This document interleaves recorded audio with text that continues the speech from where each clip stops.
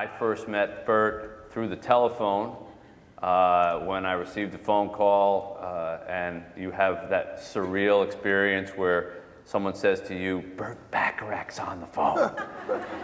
And I go, "No, he isn't. It's one of my friends pretending to be Burt Bacharach on the phone."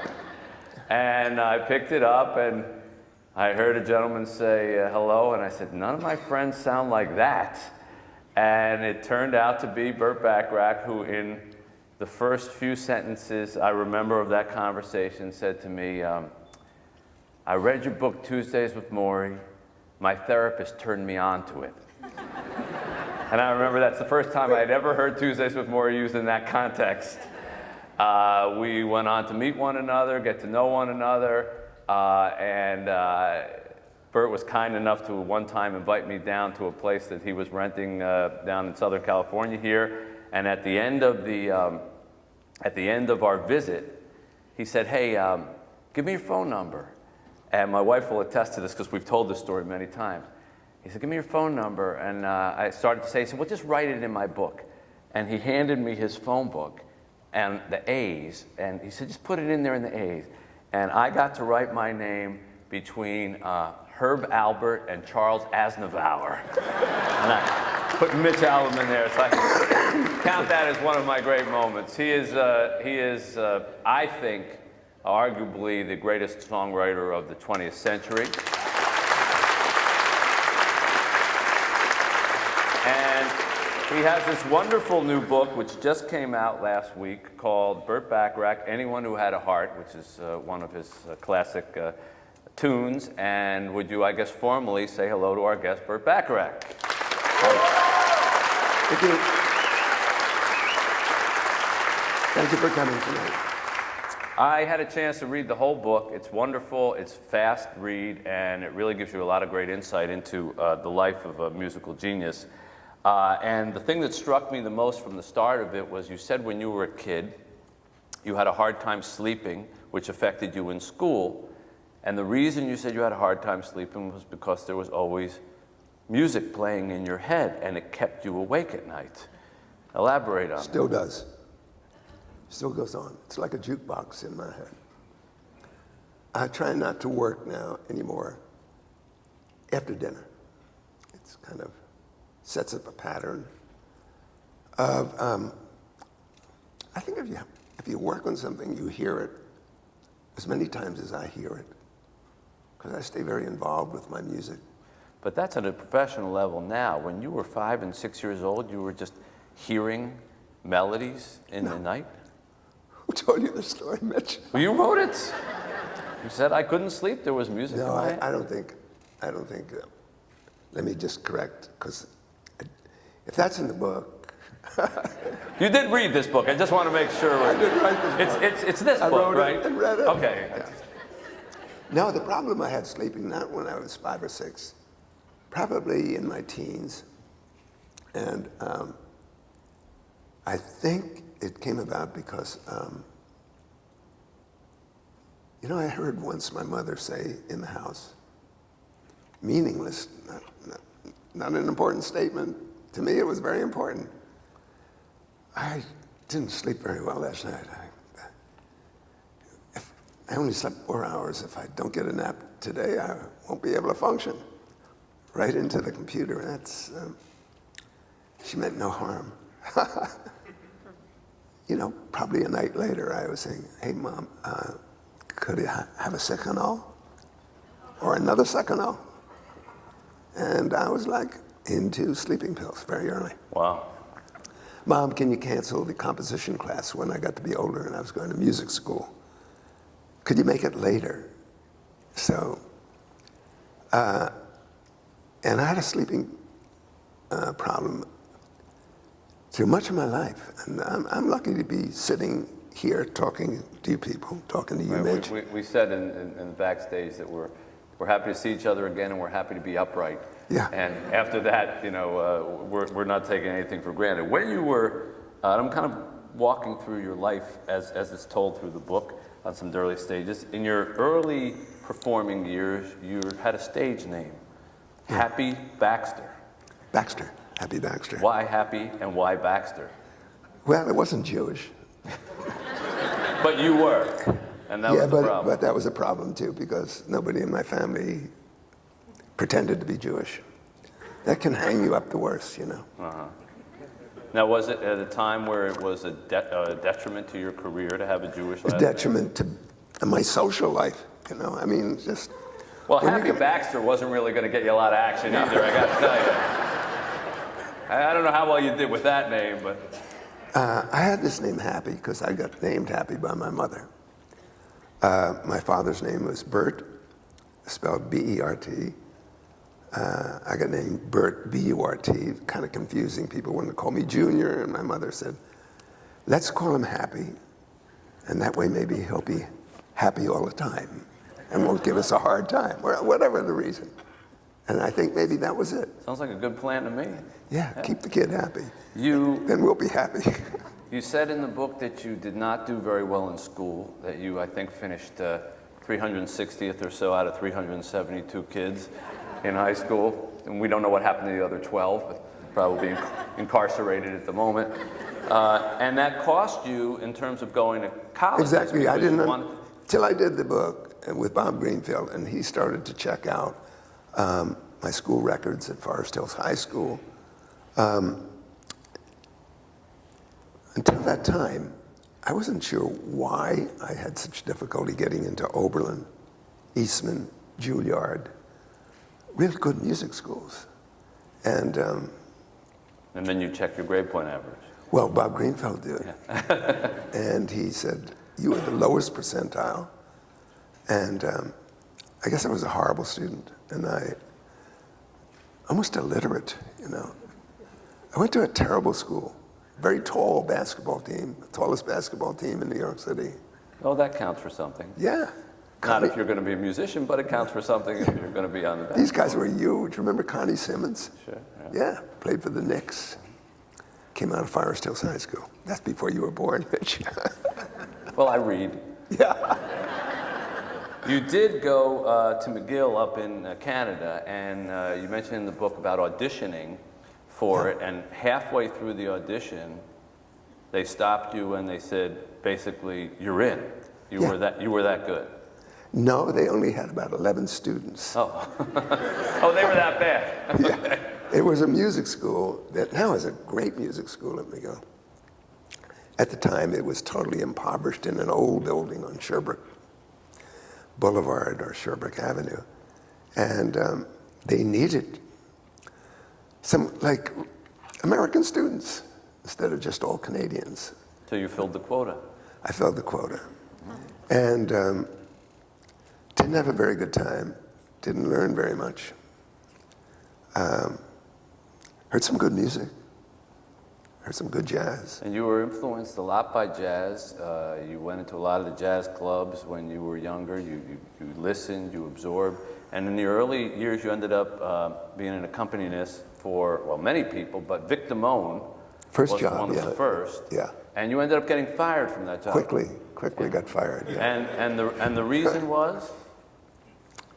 I probably wasn't good enough because I hadn't conducted bands in Las Vegas and hadn't learned. But I think the real reason was his manager said, you're fired because Vic says we're now playing the Chicago Theater and that you're at the piano and you are smiling at the girls in the front row behind Vic's back while he's singing.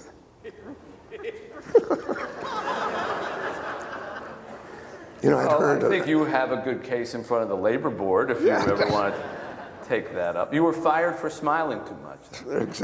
Yeah, something like that, whatever it was. I mean, years later when things, you know, that hurt a lot. That was a major job out of the Army, conducting for Vic Damone. Get fired that quickly. And years later, I now was doing well, had hits. I was going back to Las Vegas and playing Las Vegas. I had this offer. Sidney Korshak offered me 1 week at the Riviera Hotel in Las Vegas. And so I came into Las Vegas, came down the Strip, in a limousine they sent for me. And as we get closer to the Riviera, closer to the marquee, and there I saw the marquee. It was this giant thing, and it said, Burt Bacharach in concert. And at the bottom, it said, in the Casbah, Victimone. And guess who was smiling that night? A great story.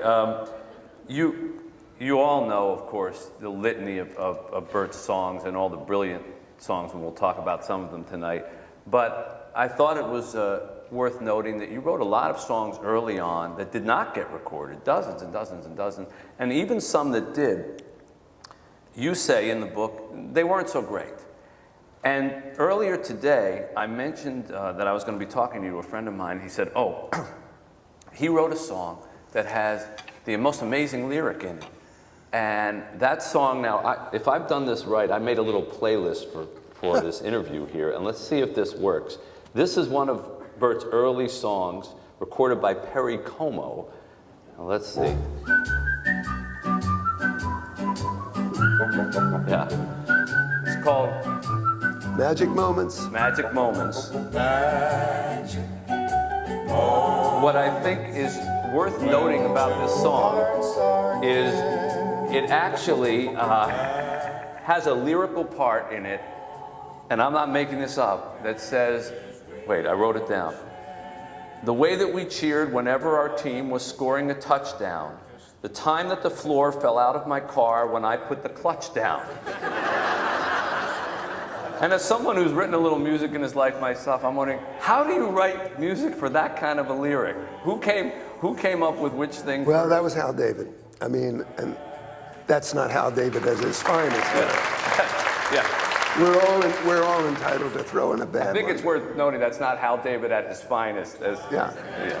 That's probably not as big. But That's not the Hal David of Alfie, right? No. Yeah. No. In case you're doubting me, just because I know people say, oh, he's making that up, but just here, watch. Ready?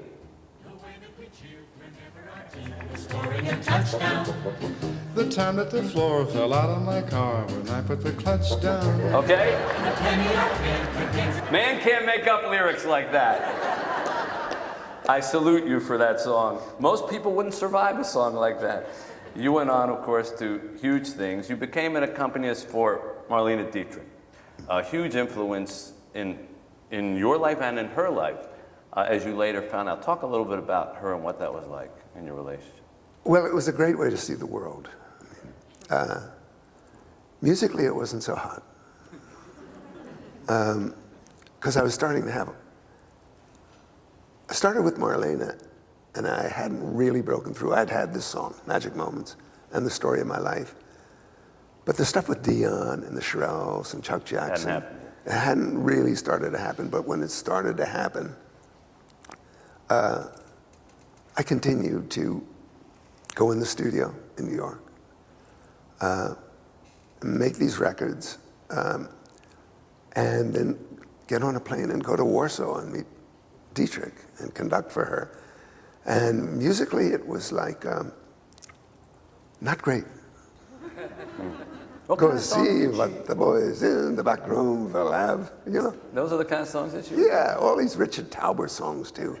But Marlene listened to me, and I tried to get her to sing as calmly, sitting back, not rushing the tempo. She trusted me. I remember being at the Olympia Theater in Paris, and Quincy Jones came backstage. And he said, "What are you doing here, Burt? Why are you doing this?" Well, Q, musically it sucks, but I'm seeing the world. I'm going to go to Russia with her, which I could have missed that time. Yeah. That was a bad time to go to Russia. Yeah. And But did I read that she one time took a song that she heard you play for her to Frank Sinatra on your behalf, and said, "Oh, you need to record this song." What happened? Frank turned it down, and she said, "You'll be sorry," quite angrily at him. It wasn't much of a song. It was the B-side of Johnny Mathis' first hit. Johnny Mathis had a hit called It's Not For Me To Say, and I had the song called Warm and Tender. And it wasn't really a good song, but she wanted Frank to record it. And she would get really angry when somebody would turn her down, like Frank would turn her down. But she told Frank Sinatra, "You'll be sorry, this guy's going to be really big one day." And Yeah. she might not have been much of a singer, but she was a pretty good prognosticator. She had that going. Now, you were working on other songs at the time, like you say, getting them together. One of them, some of you may not know that Burt wrote this song. A lot of people are surprised to hear it when they... But this is a Burt Bacharach tune, not Phil Spector, although he was associated with this band sometimes. This is the Shirelles. It's not the way you smile that touch my heart. And they did this song, and then a little later on, a band of 4 British guys also did it. They were known as the Beatles. And you found out that they had recorded it. You write in the book, and you have to be as big as Burt Bacharach to write this. It's one paragraph where he says, "I was in England and one of the Beatles came up to me and said, 'We just recorded your song.'" You didn't even say which one it was. It's just one of the Beatles. Yeah. Can you talk about that moment and finding out when the Beatles have recorded one of your songs? Well, it was a time that they really hadn't broken in the world. I mean, in England, yes. I was conducting for Marlene Dietrich, so we were on the same stage, same bill. And The Beatles and Marlene Dietrich. exactly. Wow. If you only had a ticket stub from that, huh? Yeah. that What was did you think of them when you met them? Do you remember? I thought they were really odd-looking boys, you know. I mean, nobody looked like that then. I mean, I had been in Sweden a couple of weeks before with Dietrich, and I'd seen the posters of this band called the Beatles, and they were odd-looking, you know, with hairdo. Brilliant, boy. And listen, to be able to say that you had a song of yours recorded by the Beatles, that's major. American composer. Did you ever later on in your career ever try to get another song to them? No. No. One was enough. Lucky to get one, you know, and very happy to get the one. Another song people may not know, and a band that Burt wrote for, is this one. Don't go, please stay. One of my favorites. Don't go, please stay. If I got on my knees and I plead with you not to go. This is the Drifters. I don't know at this point who was singing lead for them. I know Clyde McPhatter started years earlier, but it might have been Benny King or... Rudy, whatever Rudy's last name is. And you like the way the Drifters work. You talked about how going into the studio with their producers and their songwriters, whatever, left a big impression on you. Yeah, I mean, this song actually, by having something to do with it, having written it with Bob Hilliard, and then having a chance to work with the background singers behind the next song that I wrote with Bob Hilliard called Mexican Divorce, and had these 4 girls that Jerry Lieber and Mike Stoller wanted me to work with to sing the background vocal on Mexican Divorce. Do you know Mexican Divorce?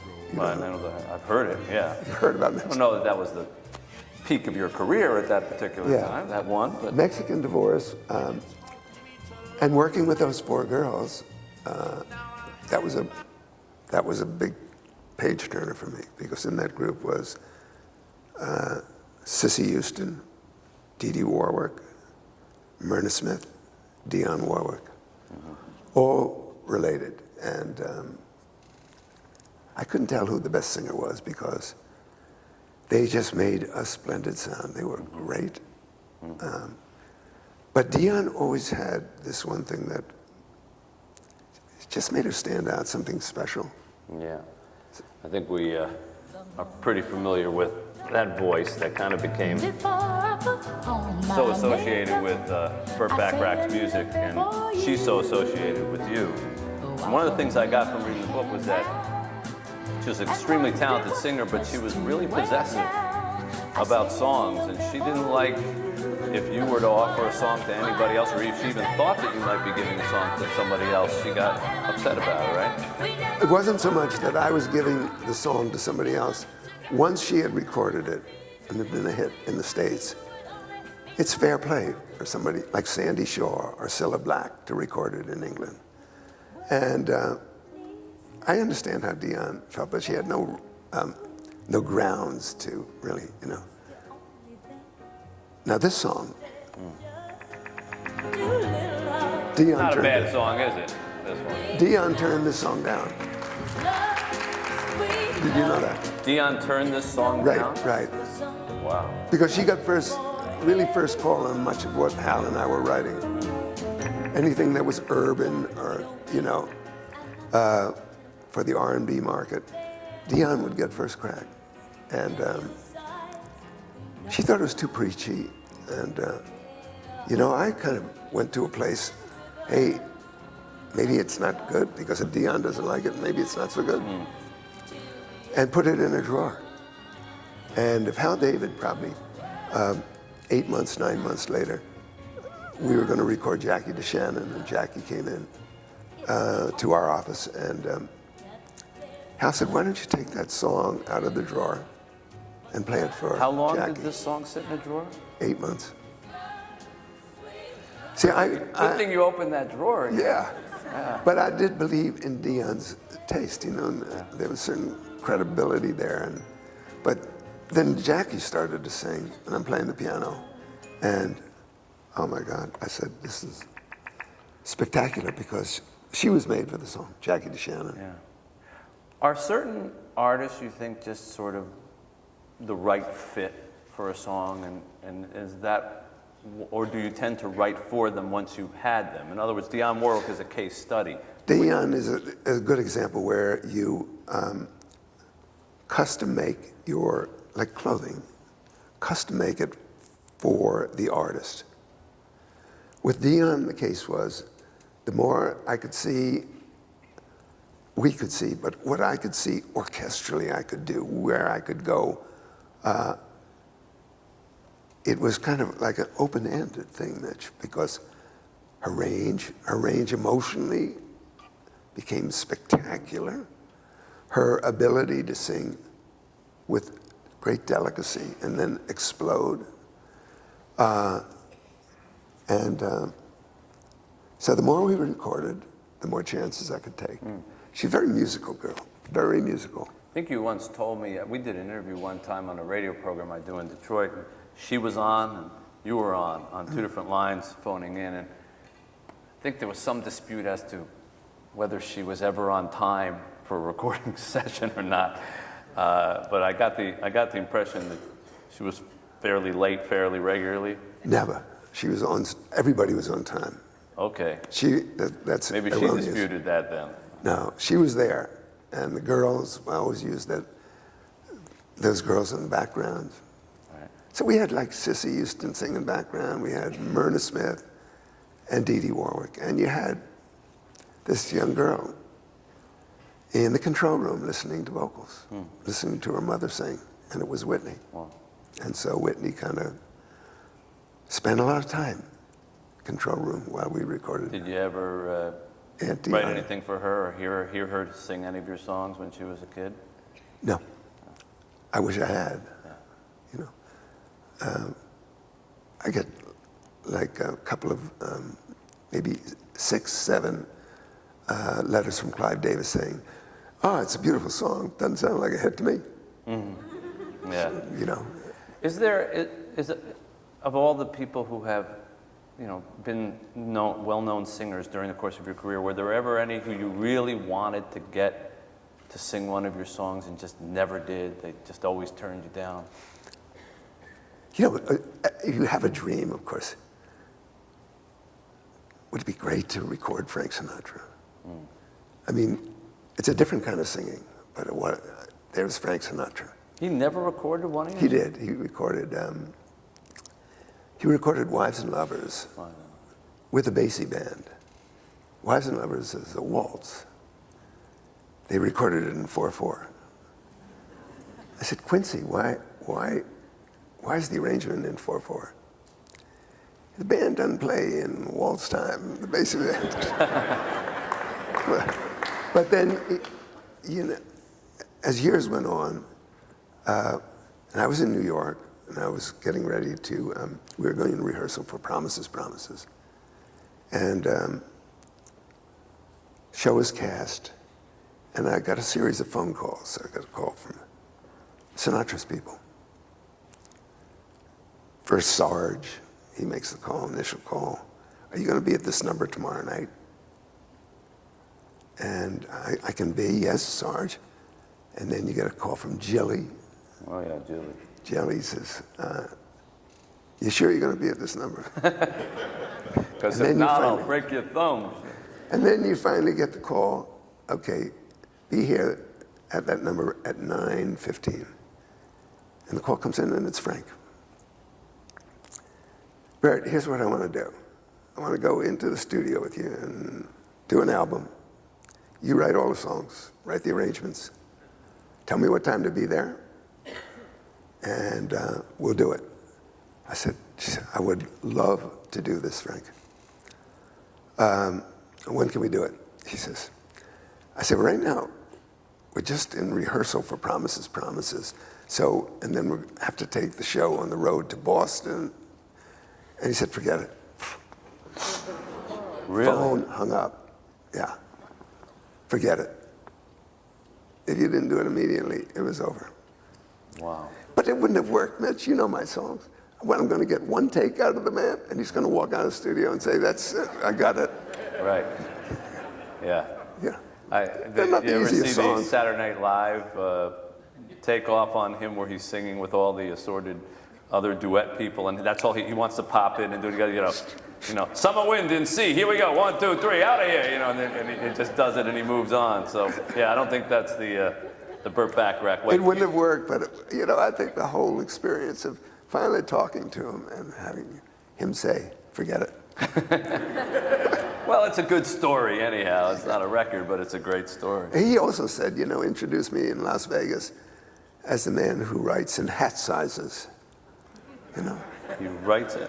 Because of 4 the and 7/8. different times. Yeah. 4 and 7/8. Explain that if you can to our audience. I don't know how many of you are musicians or musically inclined, but one of the great things and amazing things to someone who has any musical background about Burt's writing is it isn't 4/4 time. It isn't Marlene Dietrich a march. It isn't bum bum bum bum bum. There's so many different moments in songs where the rhythm changes or it goes to 3/4, waltz time or 7/8 or whatever the different time signatures are, and it's a bear of a thing for bands to play sometimes. And you mentioned the book. Sometimes bands would meet you and they'd go, "Oh, Burt Bacharach, yeah, thanks a lot for writing that song like that."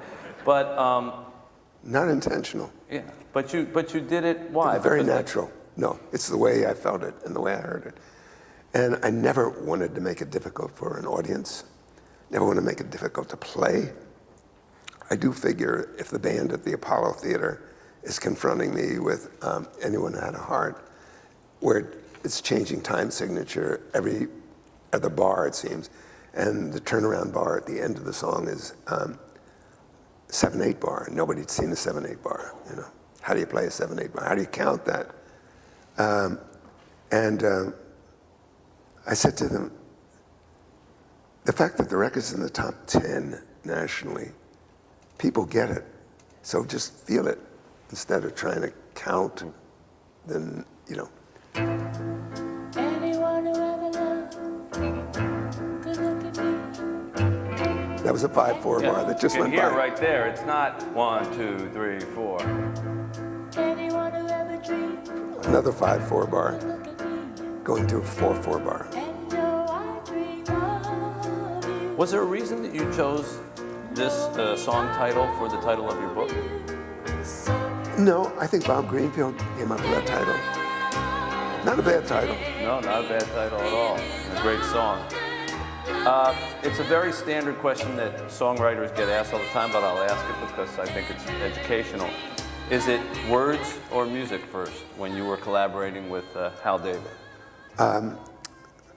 It's always been, you know, whatever the occasion was. Like you take a musical like Promises, Promises. So the Neil Simon script is kind of, you want to follow the tract of what that's, what it's saying on stage. You want to have the songs be seamless, come right off the dialogue. So it really has to be words first. Mm-hmm. A song like Alfie from a movie, Alfie 1, Right. that had to be, it had to say what the picture was about. So there again, give me a lyric. And Al wrote a beautiful lyric. And then you said it. And So you got a piece of paper that said, "What's it all about, Alfie?" Yeah. That's how that song began. And you Exactly. said, okay, now I've got to come up with a melody that... And I wanted to make it because I thought the words that Hal had written were just extraordinary. I thought it was, I wanted to make it great. I wanted to make everything great, and it's just the Well, I think you've The problem succeeded most I've had, of the but it's time. not- You've not a done problem. pretty good. yeah. Do you remember, I know this is asking quite a bit, but do you remember any alternatives to What's It All About, Alfie? No. Other than the one that we're so familiar with? You must have tried some other ones and go, nah, this one doesn't work. I mean, As far as lyric, no, as far as music to it, that, you know, oh, it was a long time ago, so I just know that I spent a lot of time with it because I think the lyric, the contour of the lyric led me to go into maybe a longer musical phrase, maybe 10-bar phrase or a 9-bar phrase. I'm not a counter. I just don't believe to go back and say, oh, wow, there's no major accomplishment in breaking a rule or two or being different. I want to make it accessible for you people out there, accessible for radio. And I never want to beat you up. In other words, I want it to be where it still feels good maybe a week later. well, I don't think anyone could ever imagine this song with a melody anything other than this. Oh, hang on. I'm not that good at this. What's it all about, Alfie? Is it just for the moment we live? What's it all about when you started out, Alfie? Are we meant to take more than we give? Or are we meant to be kind? And if only fools are kind. You know, Well- just that it's so beautiful, and it's so, to me anyhow, it's so seamless. As someone who has both written words and some music in his lifetime, you can no more separate those two things than peanut butter from jelly once you've mixed it together, you know?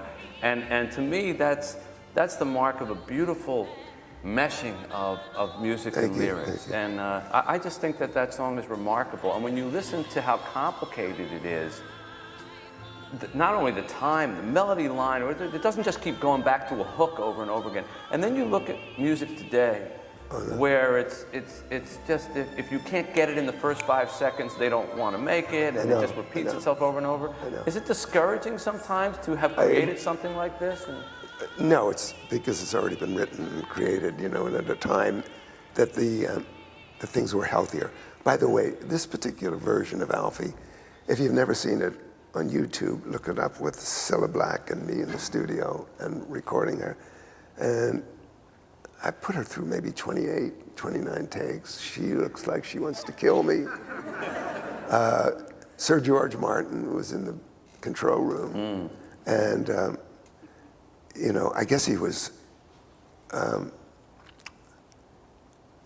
I guess he was producing the session, but for me, they brought me over. I'm going to get everything I can get out of her, everything I get out of that orchestra. did you I mean, kind it's of just the believe way I'm going. once a singer was in the studio with you, they were yours until you were done with them? So is the orchestra, yeah. But nicely, I'm just trying to get 100% from the drummer, 100% from the whole rhythm section. With Cilla, she never worked that hard. And I mean, Sir George Martin said to me, quietly, I think you had it on take 4.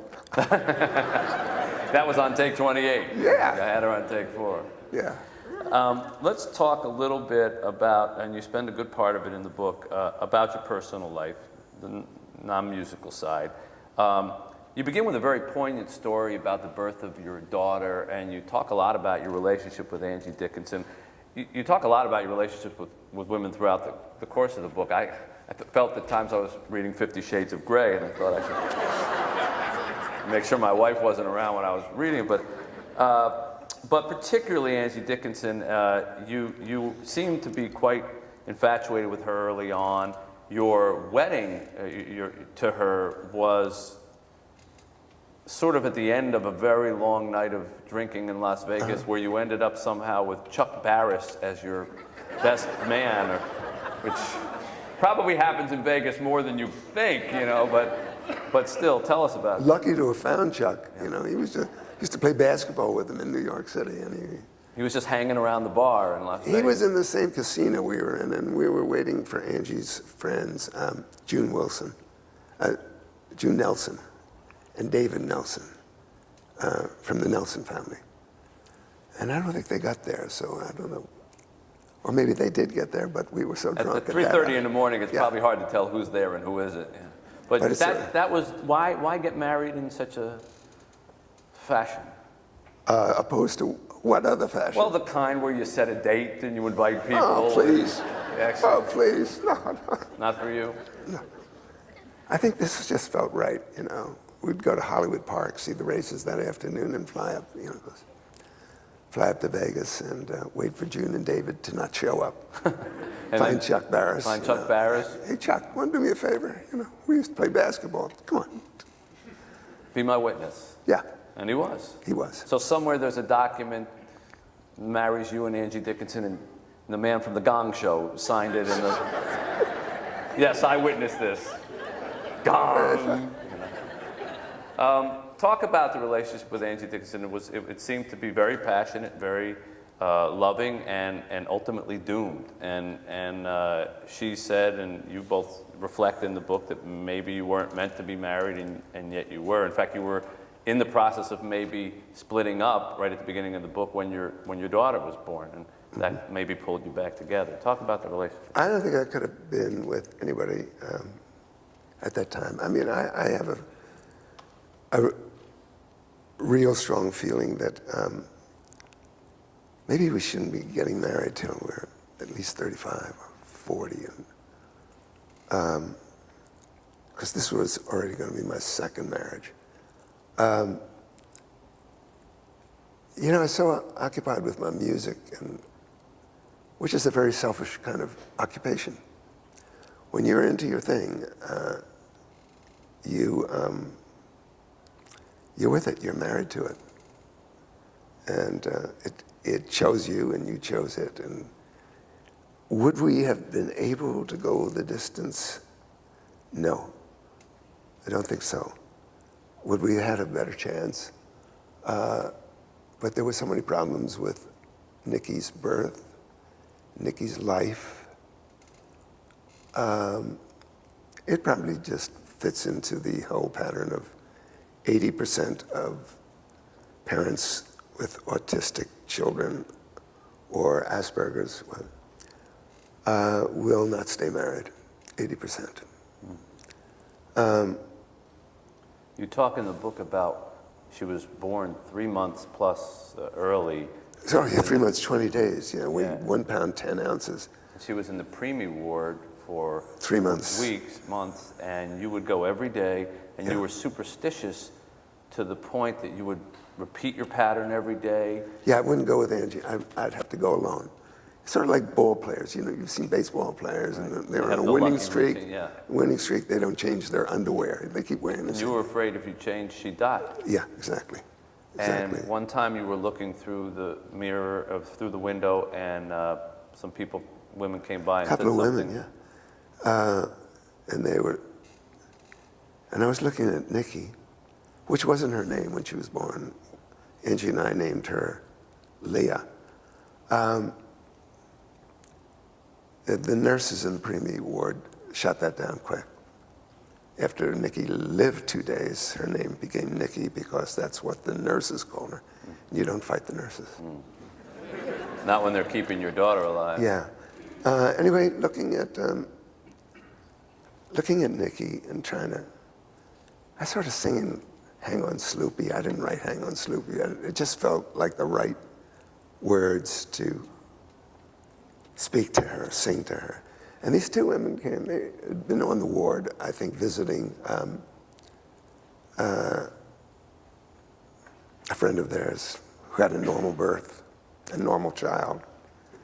And they saw these, just these little beings in this preemie ward and on seesaws to keep them breathing and isolettes.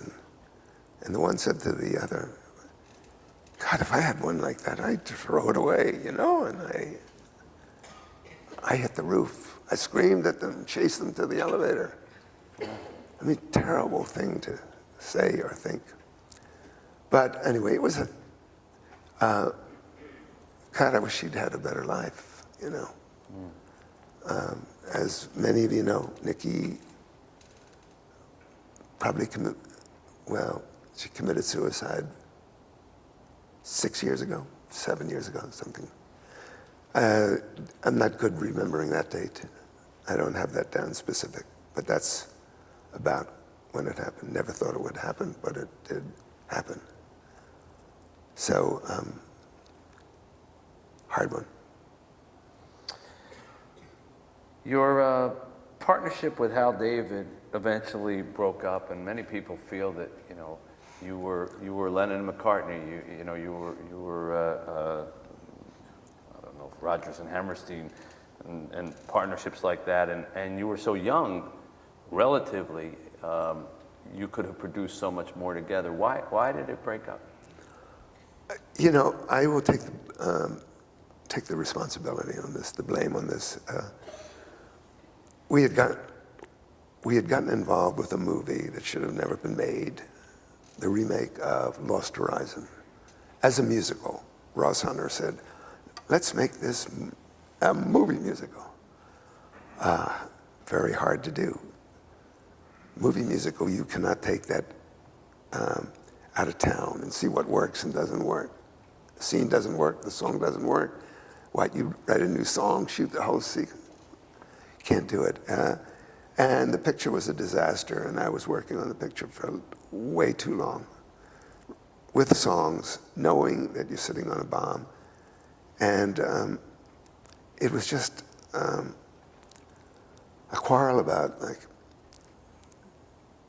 and there were 5 points on the picture. Nobody was going to see a point.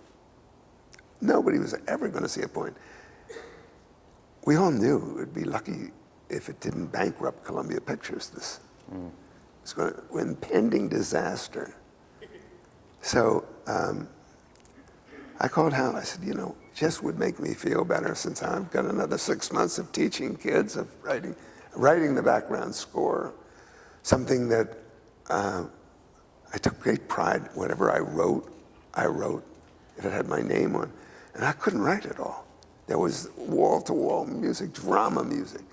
So you wanted him there? No, I wanted to say, let's make it 3 points and 2 points. We'll never see a point. And he said, no. Now, as a very good friend of mine, you know what you should have done? You should have called him up in Mexico and just said, the 5 points we got, I'm giving them to you. Yeah, really. Get me out of here. But and that broke it up. That ended the partnership. Well, I didn't want to write with him. I own it, It's totally my mistake. I can literally say that was a very unfortunate decision. I knew I was going to get sued by Dion, get sued by Hal. And you're supposed to get smarter as you get older. And I wasn't old enough yet to make the right call on that. And that's just sort of vanity and just saying, well, I'll write with somebody else. Then the other question is, what could we have written if we hadn't split up? Right. I don't know what we would have written. Had we run out a little bit? Had we been depleted and robbed of creativity, when you have a motion picture that you're attached to, that is such a disaster, you want to just go someplace and hide and not even touch a piano and play tennis every day, you know? So I am sorry, regretful, always regretful. And it caused a breach with Dion and myself. I don't know what we would have written for Dion. She had switched record companies, gone to Warner Brothers from Scepter. So anyway, it's done. There's nothing I can do about it. I mean, I went and wrote with other people. Hal wrote with other people. I wound up with Carol Bayer Sager. We got married. We wrote hits. Yeah, I wish I could have written more with Al. But I can't do anything about it. Well, there were many other hits along the way. One of them you mentioned, Carol Bayer Sager. And what's the story of this song? I know this ended up being a charity song, but how did it come together?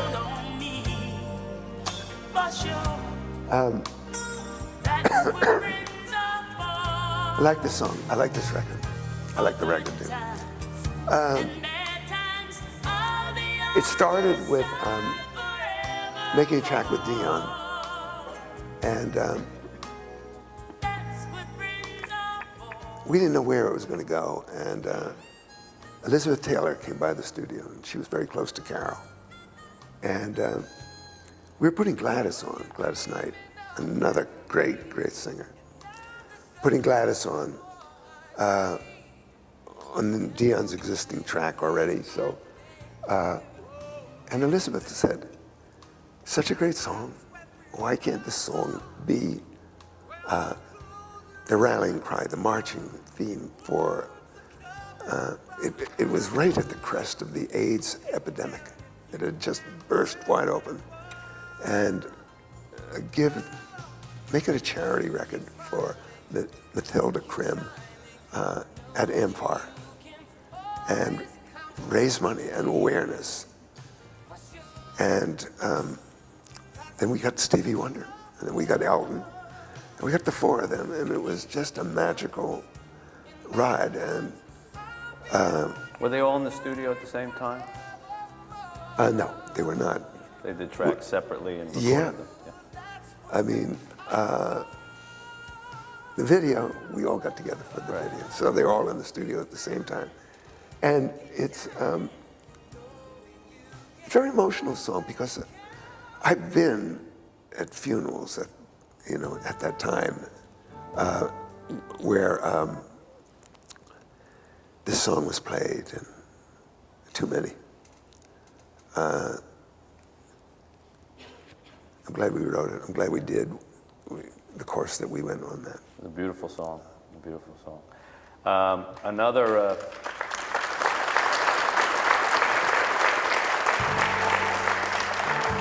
Another collaboration, and I remember when we first met,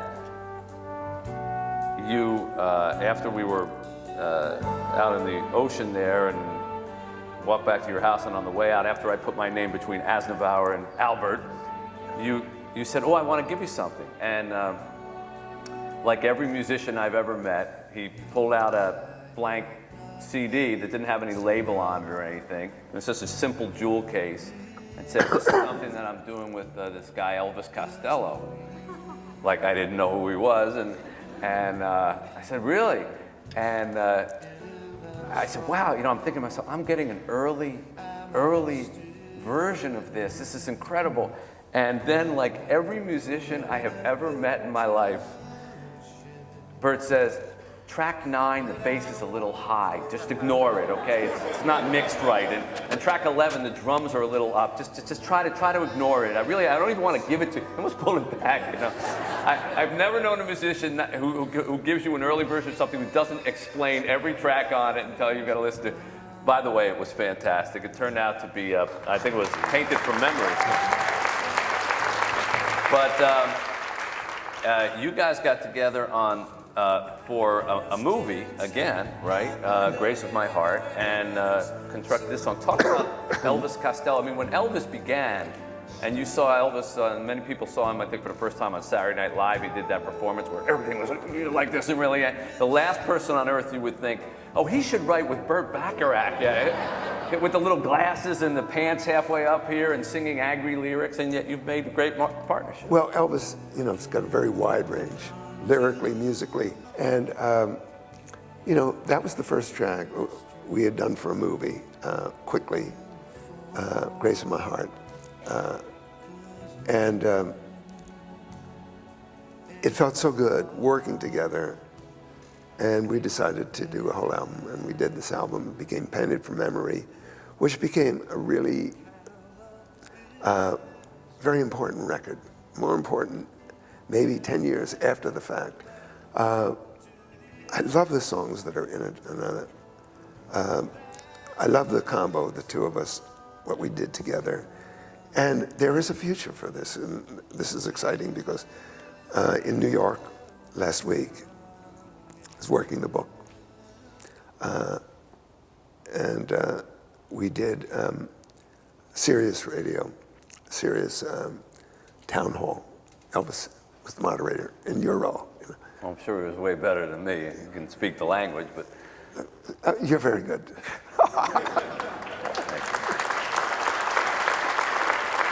And Elvis and I had a very good time doing this, and because we are in the process of making this as a Broadway musical now. Painted from Memory. Yes. See, Chuck Lorre, yeah. Chuck Lorre, who's, you know, the Big Bang showrunner, Theory. yeah, Big Bang Theory, Two and a Half Men, yeah. Chuck, for 8 years, has wanted to see this go to the stage, become a musical. And so he's written the book with Stephen Sater. The first act's written. We use about 6 or 7 of the songs that are already there, and we have to write about 6 or 7 new songs, which we will do before this year is out. Now, you mentioned Elvis Costello's got a broad range, and it's quite true, and of course, in that is punk rock and country and everything else. And he certainly can play rock and roll. Throughout the course of your amazing career, you never waded into those waters. You say in the book you didn't care for rock and roll, which is an amazing statement to make for one of the greatest songwriters of the 20th century to have come through it and never had to sort of feel forced to try to write a rock and roll song. What is it about rock and roll that you were never crazy about, and how'd you manage to do that through the 60s and 70s? I mean, easy, I just averted it, you know, because when rock and roll was happening, there was really some terrific music coming out of your town, out of Detroit. Records like Papa Was a Rolling Stone, Ain't No Mountain High Enough, stuff coming out of Motown, stuff coming out of Philadelphia, Gamble and Huff. There was good music, good R&B music, so you didn't have to. And also those chords in rock and roll are just too vanilla, white, simple. A C major chord and an F seventh, and I don't know from harmony like that. I've never been able to be comfortable. I mean, I grew up on Dizzy Gillespie, Thelonious Monk, and they didn't fool around with those simple C major chords, you know. And Ravel, and the classical side with these kind of lush, harmonic. You don't whistle harmonies. You're not going to see somebody going down the street whistling your harmony part on a song. But it was easy to avert. I didn't like Bill Haley and the Comets. You know, no, I'm sorry. The closest I got to writing something was a song that Manfred Mann recorded called My Little Red Book. That, and they had I had a terrible time trying to teach it to him because it wasn't rock and roll chords. It was a B flat chord over a C, and nobody does that, or was doing that. And Manfred was a brilliant musician, but that band had trouble with the song. And then it became a big hit here in this country. Actually, My Little Red Book was written for the score I was doing for What's New Pussycat. It was just another cue. And Charlie Feldman said, yeah, we'll make it a song and put it in the discotheque. And Have you counted your songs? Has No, anyone no, counted I them? don't- I don't Does anybody count. know how many Burt Bacharach songs there are? 1,000? yeah, and there's some really bad ones. Well, I mean, there's really. some pretty good ones. Let me end with two conventional questions, and then we'll open up to questions from the audience.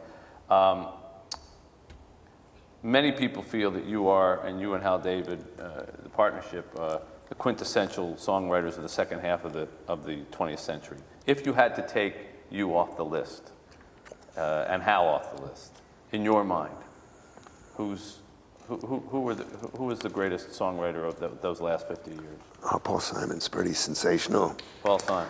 McCartney, yeah. Carole King, Jerry Goffin. And let's not forget Holland Dozier Holland. Yeah.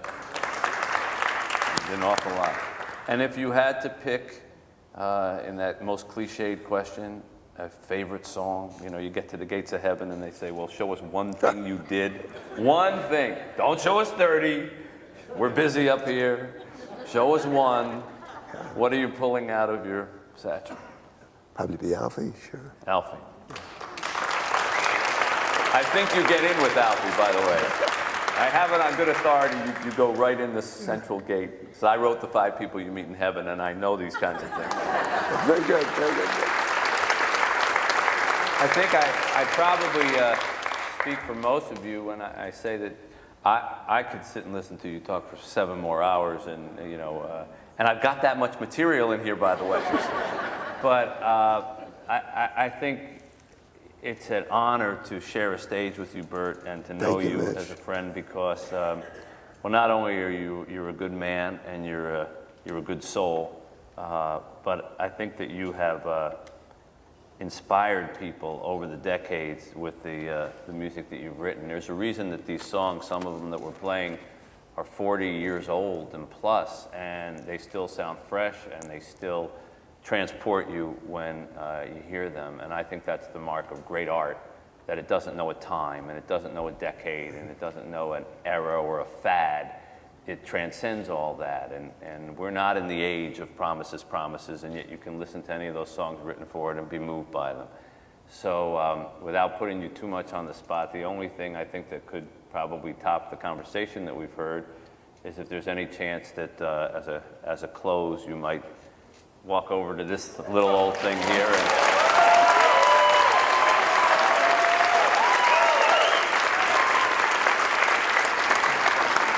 How could I resist? No. All right. No mic, right?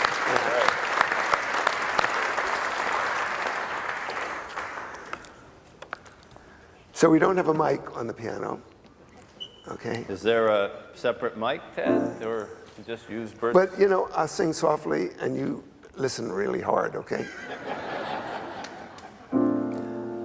What's it all about? Alfie? Is it just for the moment we live? What's it all about when you sort it out, Alfie? Are we meant to take more than we give? Or are we meant to be kind? And if only fools are kind, Alfie, then I guess it is wise to be cruel. And if life belongs only to the strong, Alfie, what will you lend on an old golden rule? As sure as I believe there's a heaven above, Alfie,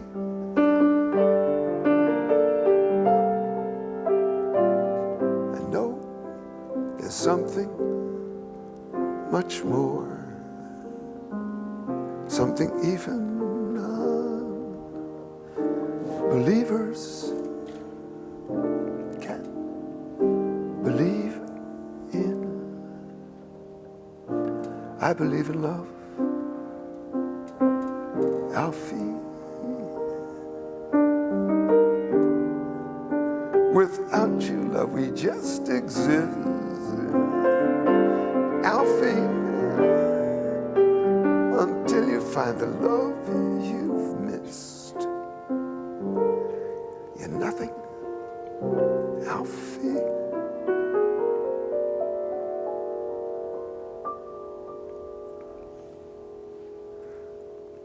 When you walk, let your heart lead the way, and you'll find love any day. Alfie,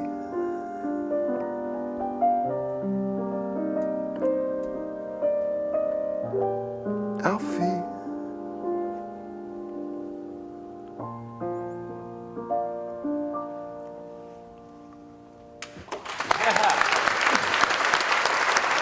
thank you. Burt Bacharach, everybody. Thank you very much.